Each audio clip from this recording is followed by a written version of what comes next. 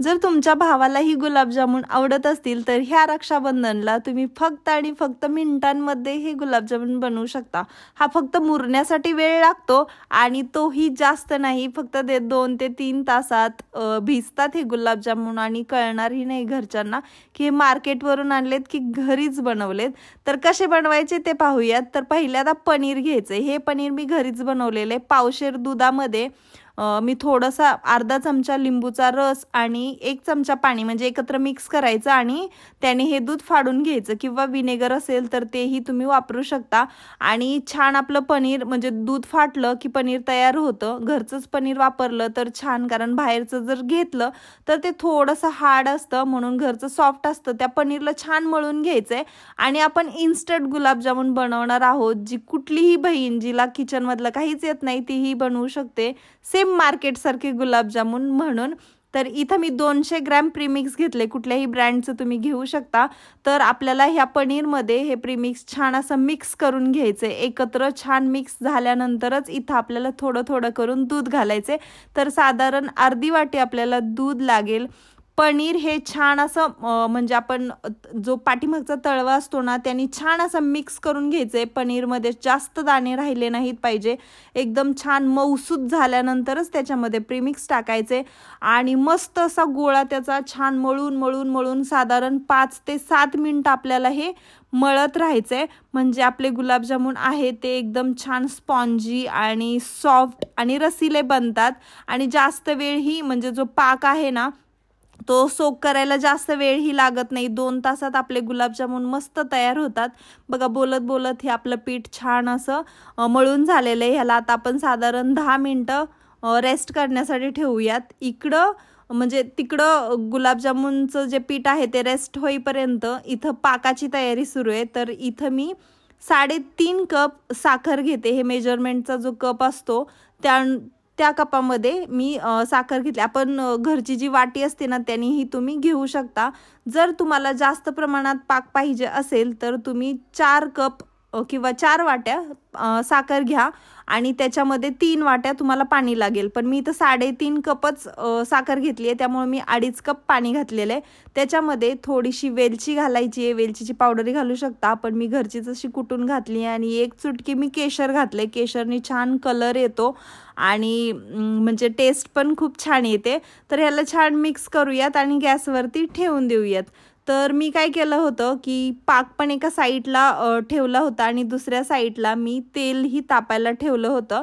तर इथं आपलं छान पीठ ही भिजून झालेलं आहे। आता गुलाबजामुन करूयात। तर मार्केटमध्ये सगळे गुलाबजामुन सेम आकाराचे असतात, म्हणून मी काय केले जो मेजरमेंटचा बेकिंगचा स्पून असतो तर त्यानुसार मी इथं अशा प्रकारे त्याचे गोळे सगळे सेम प्रमाणात करून घेतलेत आणि आता आपण याचे गुलाबजामुन बनवूयात। एकदम फास्ट ही रेसिपी होते। प्रीमिक्स तर रेडीमेडच आहे आणि तुम्ही पाहू शकता साखरेचंही प्रमाण मी सांगितलेलं आहे। मी 3.5 कपच साखर वापरून सुद्धा माझा पाक खूप शिल्लक राहिला होता। तर ज्यांना खूप जास्त पाक आवडतो त्यांनी मग साखर त्या अंदाजाने घाला। बघा इथं आपले गोळे छान तयार झालेले आहेत आणि आपला पाक आहे तोही छान असा उकळतोय। पाक करताना पसरट भांडं घेणं खूप गरजेचं आहे, जेणेकरून आपले गुलाबजामुन ही त्यात म्हणजे मावतील आणि जर आपला पाक गरम असेल खूप, गुलाबजामुन म्हणजे इकडे तळत असेल आणि तिकडं पाक ठेवला असेल तर तो पाक थंडही होतो लवकर। म्हणून तर गुलाबजामुन तळताना अजून एक ट्रिक सांगायचे। बघा इथं मी हे गुलाबजामुन सोडले तर ते खाली चिटकले, तर हे चिटकू नाहीत त्यासाठी काय करायचंय ते मी पुढच्या याच्यामध्ये दाखवते। म्हणजे जो पुढचा आपला घाणा आहे त्याच्यामध्ये दाखवते। तर हे पाहू शकता असे चिटकले ना मग साईडला असे बबल्स सारखे अजून एक्स्ट्रा बबल्स येतात, म्हणून त्यावेळेस ती दुसरीवाली स्टेप आहे ना ती तुम्ही फॉलो करा। तर इथं आपला पाकही झालेला आहे। ह्याला काही एकतारी वगैरे पाक बनवायचा नाही आपल्याला, बस चिकट थोडंसं लागलं की तो गॅस बंद करायचा आहे। तर माझा पाक तयार झालेला आहे आणि हा जो गुलाबजामुनचा जो घाणा आहे तोही छान आपला तळून झालेला आहे। तर बघा एकदम कमी गॅसवरती हे गुलाबजामुन तळून घ्यायचे आहेत, म्हणजे छान आतूनही शिजतात. कारण जास्त स्पीडमध्ये जर गुलाबजामुन आपण तळले तर ते वरतून काळे होतात पण आतून कच्चे होतात.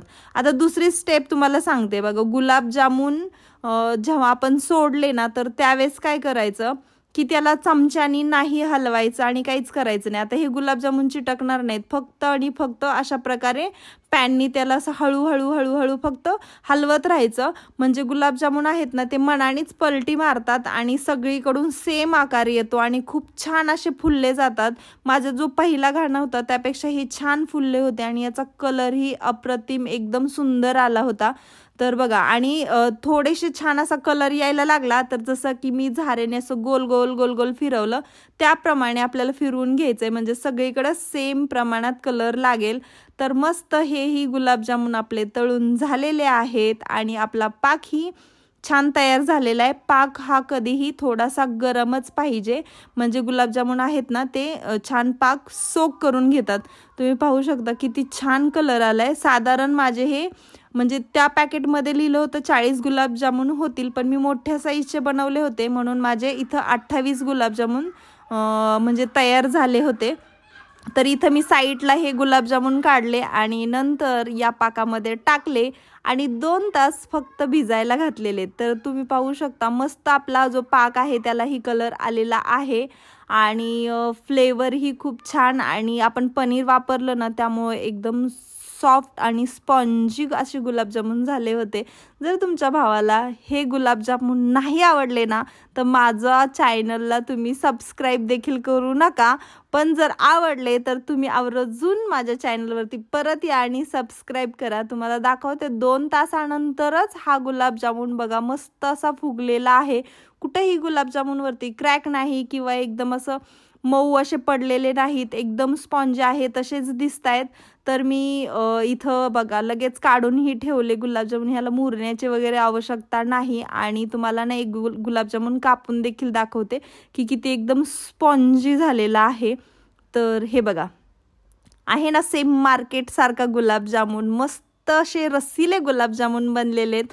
तर ही गुलाबजामुनची रेसिपी तुम्हाला कशी वाटली मला कमेंट करून नक्कीच सांगा. जर रेसिपी आवडली असेल तर लाईक करा, चॅनलवरती नवीन आला असाल तर सबस्क्राईब करा. आणि हां, या रक्षाबंधनला हे गुलाबजामुन प्रत्येकाच्या घरात बनलेच पाहिजेत आणि कुणीही बनवू शकतो अशी ही गुलाबजामुनची रेसिपी आहे. त्यामुळं पटकिनी जा आणि तुम्हीही हे गुलाबजामुन बनवा. व्हिडिओ पाहिल्याबद्दल खरंच मनापासून धन्यवाद. परत भेटूयात अशा छानशा मस्त रेसिपीमध्ये. तोपर्यंत मस्त खा आणि एन्जॉय करा. ॲडव्हान्समध्ये सगळ्यांना हॅपी रक्षाबंधन.